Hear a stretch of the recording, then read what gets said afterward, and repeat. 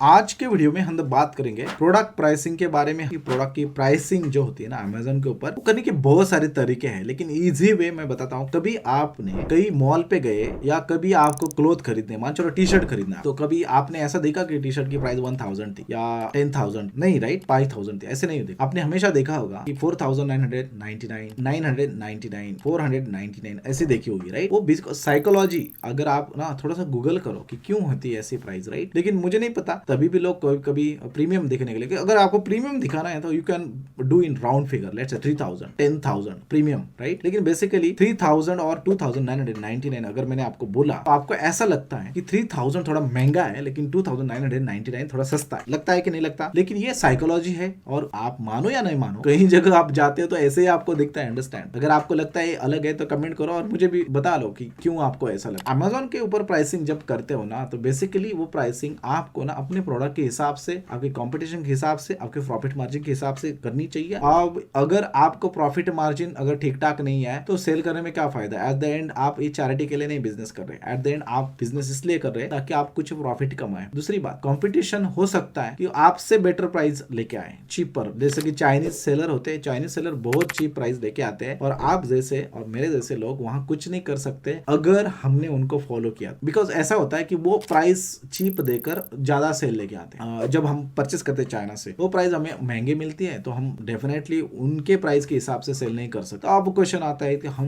वहां कैसे टिक पाएंगे? तो आपको अगर टिक पाना है तो आपको सिर्फ 2-3 चीजें डिफरेंट करनी पड़ेगी। आपको पहला ये वाक्य ध्यान में रखो, winners don't do different thing, they do things differently. Shiv Khera का वाक्य है, और वो कैसे है? You can win. अगर एक बुक है जीत आपकी, हिंदी में अगर पढ़ना चाहते हो तो उस बुक का नाम है जीत आपकी, और इंग्लिश में पढ़ना चाहते हो तो उसका नाम है यू कैन विन। तो आपको कुछ चीजें डिफरेंट करनी पड़ेगी। बेसिकली डिफरेंट क्या करना पड़ेगा? थोड़ा सा ब्रांडिंग पे ध्यान दिया तो आपको अच्छा होगा, ताकि स्टैंडर्ड हो जाएगा आप। दूसरी बात, बंडलिंग के ऊपर आप ध्यान दे सकते हैं। बंडलिंग अगर आप करते हो तो आपका प्रोडक्ट दूसरों से बेटर रहेगा। कुछ वैल्यू ऐड करो उसके अंदर, यार बेटर मार्केटिंग, ये सब चीजें करनी होती है। अगर आपका मींस, आपने एक वाक्य सुना होगा कि whoever spend more on ad will always win। अगर आपके कंपटीटर का 500 का प्रॉफिट है और आपको है 1000 का प्रॉफिट, तो इसका मतलब क्या होता है? ब्रेक इवन होने के लिए 1000 येन भी स्पेंड किया आपने, तभी आप ब्रेक इवन है। और इस बंदे को ब्रेक इवन होने के लिए 500 येन स्पेंड करने पड़े। आई होप आपको ब्रेक इवन का मतलब समझता हो। ब्रेक इवन का मतलब सिंपली ये होता है, अगर आप 2000 को प्रोडक्ट बेच रहे हैं और वो बनाने के लिए सब कुछ आपका एक्सपेंस 2000 हो गया, तो आप ब्रेक इवन हो ना, आपको कोई प्रॉफिट नहीं हो रहा है, आपको कोई